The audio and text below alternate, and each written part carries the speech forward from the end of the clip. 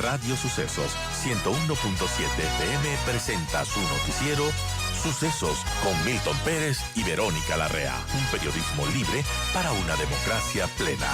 Los hechos y las opiniones de los sucesos que marcan nuestro tiempo.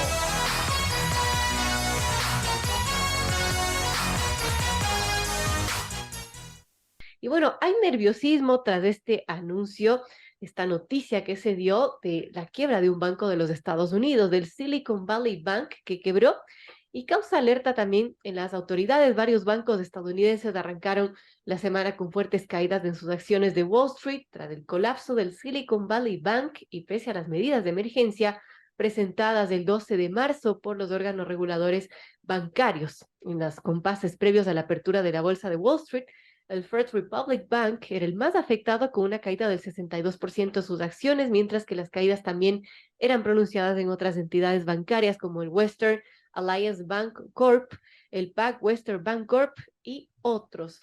Bueno, esto ocurre en Estados Unidos, pero hay nerviosismo en la región respecto a lo que podría pasar y la pregunta es, y que con ello quiero empezar esta entrevista con Alberto Acosta Burneo, es qué repercusiones podría tener en nuestro país esto que está ocurriendo en los Estados Unidos. Bienvenido, Alberto, gracias por estar con nosotros y bueno, ¿qué nos puede comentar sobre esta noticia?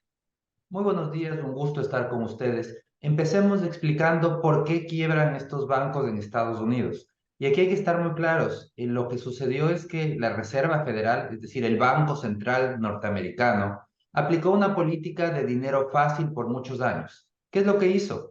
Para tratar de reactivar la economía después de la crisis financiera de 2008, bajó tasas de interés cercanas a cero e inyectó gran cantidad de liquidez a la economía. Todo eso permitió que comience a despertarse la economía, a florecer en inversiones, en nuevos negocios, etc. Pero hay un problema con ese dinero fácil, y es que engaña a los inversionistas a pensar que hay una cantidad de ahorro real disponible muy grande, más allá de lo que realmente existe, y se embarcan en grandes proyectos de inversión, proyectos que tienen rendimientos bajos, pero que con una tasa de interés tan baja, cercana a cero, cualquier proyecto es rentable. Lo que sucede es que cuando esta política de dinero fácil termina siempre provocando inflación, y eso es lo que ha vivido Estados Unidos, un proceso inflacionario fuerte que tienen ahora que combatir. Entonces el Banco Central cambia de estrategia, dice, ya no voy a seguir aplicando esta estrategia de dinero fácil porque está provocando inflación, voy a retirar ese exceso de liquidez. Y entonces los problemas aparecen. Es como un río que se llena de agua, de repente no se ven las piedras, pero cuando el agua comienza a bajar, comienzan a verse las piedras. Las piedras son las malas decisiones de inversión. Este banco puntualmente, el Silicon Valley Bank, captaba recursos abundantes que existían en la economía norteamericana y los invertía en deuda de largo plazo del gobierno norteamericano. Cuando el gobierno empieza a retirar el exceso de liquidez que existía en el mercado, la deuda norteamericana cae de precio y el banco entra en problemas. Entonces, al final del día estamos frente a un caso, y probablemente vengan más, no va a ser el único, a nivel financiero y a nivel de empresas privadas, de malas decisiones de inversión impulsadas por una política monetaria financiera laxa. Es decir, aquí la culpabilidad está en la política financiera laxa. Bueno, es importante entender las razones de la quiebra de este banco, de Silicon Valley Bank en los Estados Unidos. Se conoce, Alberto, que hasta ahora al menos los grandes bancos norteamericanos, el JP Morgan Chase, el Bank of America, Wells Fargo, entre otros, no han tenido problemas, parecen resistir, no se han visto arrastrados ni afectados por este pánico desatado desde el pasado jueves. Ahora, hablando del Ecuador, de nuestro país, ¿qué implicaciones, repercusiones podría tener o efectos para nuestro país esto que está sucediendo en los Estados Unidos? Bueno, la primera implicación es que Estados Unidos va a tener que ser mucho más cuidadoso en su política de combatir la inflación, porque igual que este caso de mala decisión de inversión, existen muchos más. Entonces, al ser muy fuerte, muy acelerados en retirar liquidez para combatir la inflación, puede hacer que aparezcan, que no le dé tiempo a las compañías y a los bancos a prepararse al nuevo entorno. Eso significa que la lucha contra la inflación probablemente va a ser un poco más lenta. Para el Ecuador, ¿qué significa eso? Significa que tendremos un periodo más largo en donde se mantienen estas presiones en los precios, que han ido descendiendo, porque la inflación en Estados Unidos venía descendiendo, pero sigue siendo una inflación elevada. Entonces, hay un primer, digamos, canal de contagio que viene por el lado de qué pasa con los precios, con la inflación. Ujú. También el que la política monetaria no sea tan restrictiva, porque tiene que ser cuidadoso el FED para que no haya nuevas quiebras, implica que también las restricciones al financiamiento no se van a ahondar tan rápidamente para el Ecuador, porque hay que estar muy claros, la política monetaria restrictiva implica retirar liquidez. Significa que para el Ecuador hay menos opciones de financiamiento y el financiamiento es más caro.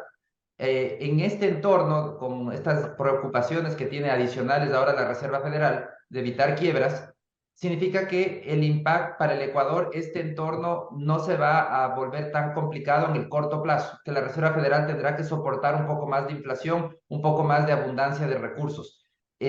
Por otro lado, lo que sí hay que estar muy claros y hay que ser categóricos, no hay canales directos de contagio con el sistema financiero nacional, Y ninguno. quizás El eso es lo que sistema más nerviosismo genera, ¿no? Entonces, importante aclararlo, Alberto. Totalmente, no hay ninguno porque el sistema financiero nacional no está integrado internacionalmente. Ojalá que algún día lo esté. Es necesario integrar el sistema financiero internacionalmente porque el ahorro existe en abundancia en el exterior, no en el Ecuador. Entonces, al tener un sistema financiero aislado como el que tenemos en este momento, no podemos tampoco beneficiarnos por la parte buena del ciclo, de la abundancia de ahorro. No tenemos los beneficios de acceder a ese ahorro. Pero la realidad es que lamentablemente tenemos un sistema financiero aislado y eso implica que no existen canales de contagio directo para el sistema financiero, más bien el impacto que va a recibir el Ecuador es de una manera indirecta a través de los precios y de cómo Estados Unidos siga combatiendo a la inflación, qué tan rápido o tan lento combata la inflación, pero canales directos para el sistema financiero no existen. Esto es importante, amigos. 7:55 conversamos con Alberto Acosta Burneo, analista económico. Y bueno, hablábamos que por esta quiebra del Silicon Valley Bank, no habría repercusión al menos en el sistema financiero ecuatoriano, pero sí habría repercusión por lo que nos está explicando Alberto. Ahora, Alberto, ¿qué significa también y qué implica que el Ecuador esté dolarizado? Es decir, utilizamos la misma moneda que los Estados Unidos. Allí, ¿qué efectos se podrían sentir por la moneda? Bueno, ese es uno de los canales también que podría haber, es que viene por el lado de los precios, qué poder de compra tenga el dólar. Una política monetaria, si es que Estados Unidos tiene que ralentizar su ritmo de corrección monetario, si tiene que comenzar a ser más lento en su ataque a la inflación, significa que probablemente el dólar va a perder valor. Entonces podríamos tener un dólar que se debilite porque no hace las tareas que tiene que hacer a tiempo, porque no logra al ritmo que debería corregir la inflación. Esta es una hipótesis, tenemos que ver qué hacen las autoridades norteamericanas, si es que van a seguir elevando las tasas referenciales del ritmo que lo venían haciendo o van a volverlas más lentas. Lo tendremos que ver en las siguientes reuniones de la Reserva Federal.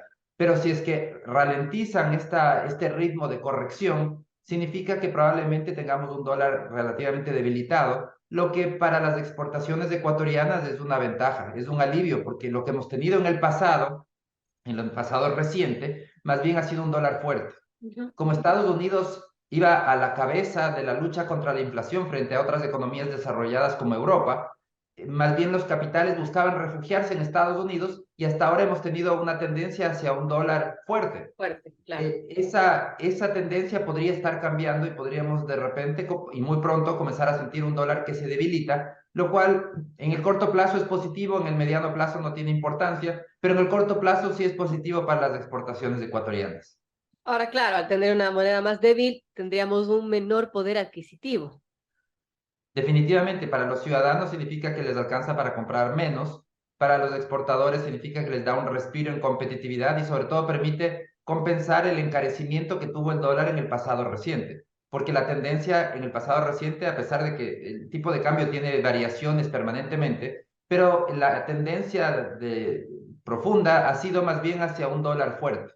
Entonces yo creo que este hecho, estas quiebras y una probable, si la Reserva Federal decide hacer más lento el ataque a la inflación, probablemente debiliten algo al dólar. Entonces, para el Ecuador más bien es una noticia que le ayuda, porque le ayuda a impulsar sus exportaciones en el corto plazo. Como digo, esto es un efecto de corto plazo, porque en el mediano plazo los precios se van ajustando y ese efecto de competitividad es absolutamente temporal, no es algo permanente, pero en todo caso en el corto plazo daría ese respiro para las exportaciones.